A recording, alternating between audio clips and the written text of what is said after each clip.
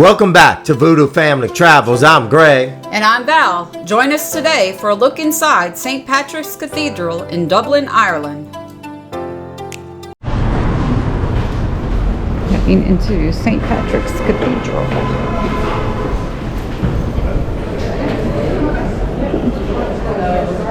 This lady here gives everyone a little brochure. English.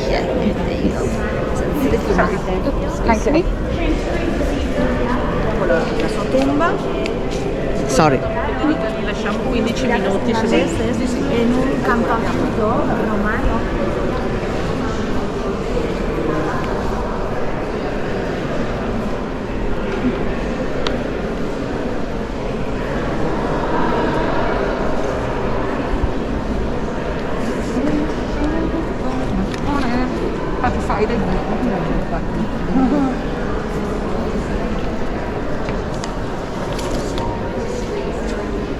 So we'll just all gather here. When this group moves, we move into the altar.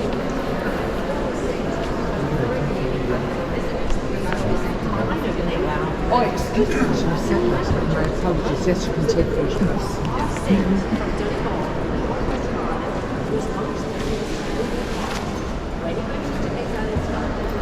Okay, guys, come right up. Yeah. So basically, when this lady has finished her tour at the altar, we move into the altar. But we'll start the tour here. Have we got everyone? Yeah, good. Okay, folks, you're very welcome to St. Patrick's Cathedral, the National Anglican Cathedral of Ireland. As I said earlier, it's a cathedral in full service. Morning, evening time. Sundays, the cathedral closes down twice during the day for a service. St. Patrick is the patron saint of Ireland. He's the man who brought Christianity to Ireland. And just a short story on St. Patrick. As a young man, he was kidnapped by Irish chieftains, brought here to Ireland, where he worked as a slave for over 6 years. He managed to escape slavery in Ireland. He returned to his homeland in northern Britain, or perhaps Wales. Later on in his life, he was ordained a bishop, but he always had a calling to return to Ireland to take the Irish out of the darkness of paganism into the lightness of Christianity.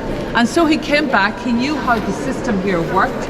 In the old times here in Ireland, each province, we have 4 provinces, each province was ruled by a high king. So the King of Leinster, this is the province we're in now, was the most important of those high kings. So he went directly to King Leary, the King of Leinster, seek permission to spread Christianity, and he was granted. That's a long story now. We'd be here all day talking about how he got granted permission. But he was granted permission, and it would appear from what is written, I mean, there's a lot of legend about St. Patrick as well, like running the snakes out of Ireland. Have we ever had snakes in Ireland? 2-legged ones maybe, but nothing else. And also the same with the shamrock. That's kind of a Christian legend.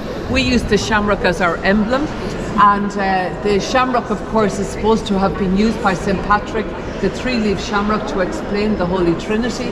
3 leaves in one shamrock, 3 divine persons in one God. We have decided to adopt that, the shamrock. It's the emblem of Ireland, one of 2 emblems of Ireland.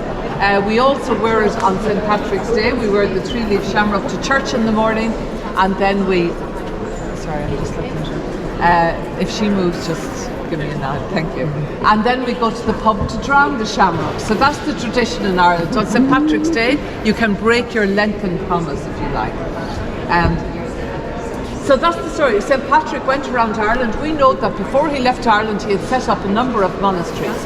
One of the places he baptised converts was right here on this site. That could have been another legend until the Guinness restoration of this cathedral. We discovered a number of stones, and one stone in particular covered an ancient dried out well. Beautiful cross incised on it, and a circle around the cross. And this stone, we have it here in the cathedral. It dates back to the 6th century, so it's a really strong indication. Okay guys, can we just sit to the altar, please? This woman is a saint. Now, Big stadium. at the Aviva? No, not Aviva. Just come right in, folks. Thank you. So we have this stone here in the cathedral, and at the end of the tour I'm going to show you the stone. This absolutely is not 100% that St. Patrick is here, but what it tells us that we had early Christian activity here on this side right at the time that St. Patrick was here in Ireland. So more than likely he did baptise converts right here on this side. That's the story of St. Patrick. His story is told in the Great West Window. This is a stained glass window. Now I have to say that none of the stained glasses has remained here in Ireland. They were all stolen, brought back to England. You always have to remember, right up until 1922, under British rule. So, and actually people often say to me, why is this the National Anglican Cathedral? Of course, both here and Christchurch started their lives as Catholic churches. During the suppression of the religious orders, when King Henry VIII moved away from the Roman Catholic Church, this affected Ireland, Wales and Scotland as well, because we were part of the British Empire. And Henry VIII ordered the destruction of all of the religious statues across his empire. And this happened here in Dublin, in Christchurch Cathedral, and here in St. Patrick's Cathedral. You'd see actually today there are no religious statues around the place, even if it is the National Anglican Cathedral of Ireland. So eventually Queen Elizabeth I came here to Ireland. She introduced the Common Book of Prayer into St. Patrick's Cathedral and up into Christchurch Cathedral. This was accepted by the people of Ireland, and since then, since the 17th century, both of these cathedrals are Anglican churches. As I said, this is the National Anglican Cathedral. I moved away, I was talking about the stained glass window. None of the original exists. In the old days, the stained glass windows were used to tell stories from the Gospels when people couldn't read or write. It was in picture format. And the way you read a stained glass window, this is the Great West Window or St. Patrick's window down the back. The way you read it is you start on the bottom left, you go to the top. You go over to the right, bottom to top, and the story ends in the centre. So those four medallions in the centre, those three, 1, 2, 3, 4 in the centre, is St. Patrick approaching the four high kings of Ireland, seeking permission to spread Christianity here, and then the very top one is his burial site here in Ireland, in Down Cathedral in Ireland. As I said, that's 19th century window.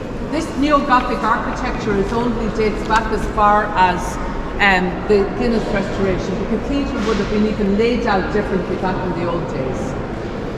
You might look down at the tiles just for a moment. They're not the original tiles, but they're copies. And you see the fleur de lys, the French lily, and that's a nod towards the Normans, who were the original people to build this cathedral. You have the shamrock, which is the nod towards St. Patrick, the three-leaf shamrock, and so on. And then you have early Christian symbols. When you visit the Book of Kells later on this morning, you're going to see these symbols on the Book of Kells. It's very, very beautiful. I'll explain about your visit before we get there as well. We have about 200 monuments in the cathedral dedicated to men, no women unfortunately, dedicated to men who did good work here in Ireland. So if you wanted to move around in the monuments, you can do so in your spare time. We also have about 500 people buried here. So the most famous person buried here is a man by the name of Jonathan Swift. Has anyone heard of Jonathan Swift? A few hands up in the air. Modest Proposal and Gulliver's Travel. We're going to finish our tour down by Jonathan Swift. Is that okay? By his burial site, and you'll have an opportunity to take a photograph of his burial site, but also of the old stone as well that was discovered, the 6th century stone. Here today, as I said, there's service every morning, every evening. We boast our beautiful boys' choir. Wow, are they amazing? They go to the grammar school just across the road. There's been a boys' choir here since 1492. It's incredible. The boys have to be a chorister here, you have to be from an Anglican family, or if I say Anglican or Protestant, we generally say Protestant here in Ireland, but it's the same religion I'm talking about. So you have to be from a Protestant family, you have to be a very good singer, you need a choir voice. Bono, have you heard of Bono from U2? Bono from U2, I'll mention him a few times on the tour, as we just say, what's the difference between God and Bono? God doesn't want to be Bono. But Bono was part of this choir for about 6 months. He was very unhappy because his lecturers or the choir master didn't like his voice, and he got very unhappy that he left. And maybe when you think about his raspy kind of voice that he sings his songs in today, maybe that's the reason that he was left. But the boys, we also have a girls' choir and a man's choir, and they're accompanied by an organ, and the organ has over 4,000 pipes. The organ was also donated by the son of Benjamin Lee Gillis, the man who restored the cathedral. And it's very, very beautiful. We can't have access to it, unfortunately, but it's very lovely up there. But the choir sits here on the front row, and then on the back row, this is where the cathedral, the chapter of the cathedral sits. But back there, you're probably looking up at the flags, the helmets and the swords. These belong to the illustrious knighthood of St. Patrick. Now this was a knighthood that was bestowed among Irish peers, also always were. But nowadays we don't have that. It's very much an English tradition. In England today we still have the Knights of the Garter, in Scotland the Knights of the Thistle, I think, in Scotland. So it's not a tradition we have here. What we have here is the freedom of the city. So if you're made a free person of the city of Dublin, the biggest entitlement you have is to herd your sheep on St. Stephen's Green. And that's exactly what our friend Bono did. He decided to bring it to the exact word of the law, and he brought a herd of sheep onto St. Stephen's Green, which is a small little green in Dublin city centre, and he herded them, walked them around the green. So if you're up there today and you see this old guy with sunglasses, that's our Bono, demonstrating the fact that he's the free man of the city. But we don't go into that. It's very much an English tradition, the lords, the sirs, but we did have them back up until the 19th century, and they worshipped here in St. Patrick's Cathedral. Those flags overhead would be a little bit like our Facebook page of today. It tells you what county they're from, what crest, the family crest and so on, and the helmets and swords were used for ceremonial purposes. Any questions? Those stained glass windows, St. Patrick in the middle, St. Bridget, Our Lady Saint. We've just got a national holiday to St. Bridget. She always looked after us women. And then to the left you have got St. Columcille, and he's the man who established the monastery on Iona Island. And this is where this famous Book of Kells was started. It was started on an island off Scotland called Iona Island. But the Vikings were coming down and they were starting to raid that island. And the Irish monks got very concerned about this precious work.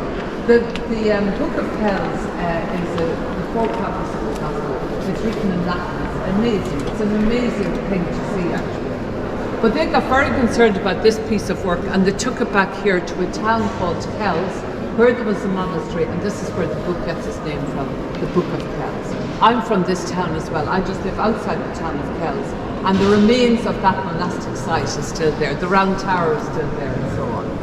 And so that's St. Columcille. They're the three most important saints. Okay, so we go here. Again into the corner.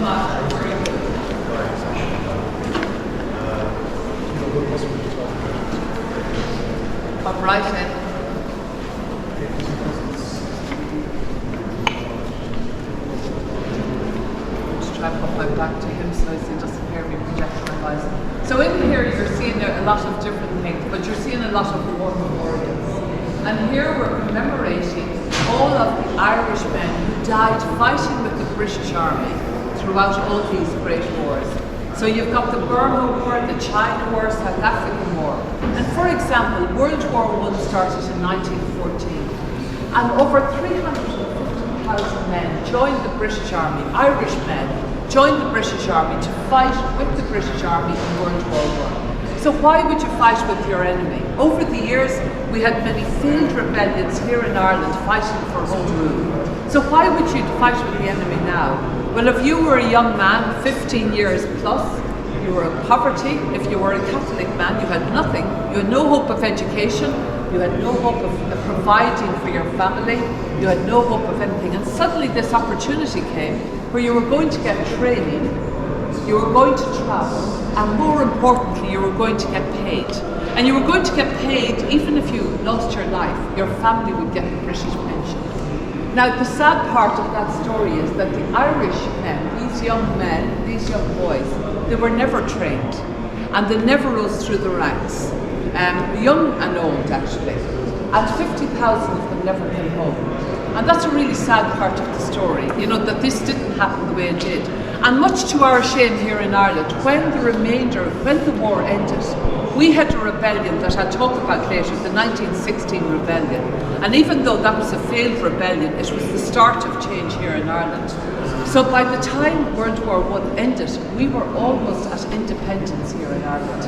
We almost had independence. So those men that returned from fighting that war, World War I, were treated as traitors. Anybody who had a British pension was treated very badly. But anyway, this is what we're commemorating here. And thank God, history you cannot change, but you can learn from it. And here in this part of the cathedral, we're commemorating British soldiers and Irish soldiers, all who died fighting in these great wars. It doesn't matter anymore. They're all gone. You know, those young British soldiers sent into Ireland, for example, they didn't even know what country they were in. They didn't know how to load a gun. They were as young as 15 and 16. Now, the British sent them into Ireland to defend British rule in Ireland. But those men didn't know, during the 1916 rebellion, they were only children. They didn't even know how to fire a gun. So we commemorate everyone here in this area today. Up overhead, have we got anyone with any Irish diaspora? What's the name? Howell. Northern Ireland, yeah, Howell. It's kind of a Protestant Northern Ireland name. We kind of know every county per se. I did a tour last Sunday, and I had a family on, a reunion, and they came, and their name was, my name is O'Reilly, but Riley is the same name. Just a lot of people who went to America dropped the O or the D. Because Carmel Lee Racken, that means the daughter and son of the Riley family. But they lived, their family, their grandmother came from 3 miles from where I come from. It was incredible. And we were talking about it, it was lovely. But anyway, what was I saying now? Oh yeah, just if we have people with Irish ancestry, quite often we like to write a little note here, put it onto the tree just to remember. When we got her into... We're here in Phoenix Park, going to see the papal cross from when Pope John Paul II visited Ireland around 1979. It's also on my shirt. Yeah, I've heard of it. The AC/DC shirt, tour 1979. Same year. Must have been a very good year. Let's see up ahead, the papal cross. You have your phone with you to take a picture, or you can use my phone and take a picture.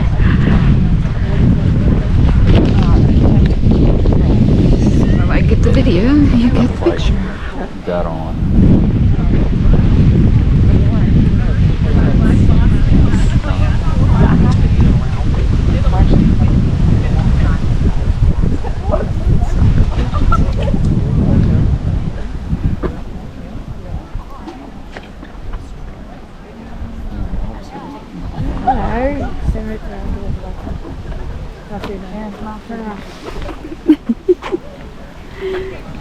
Don't want to be in my video.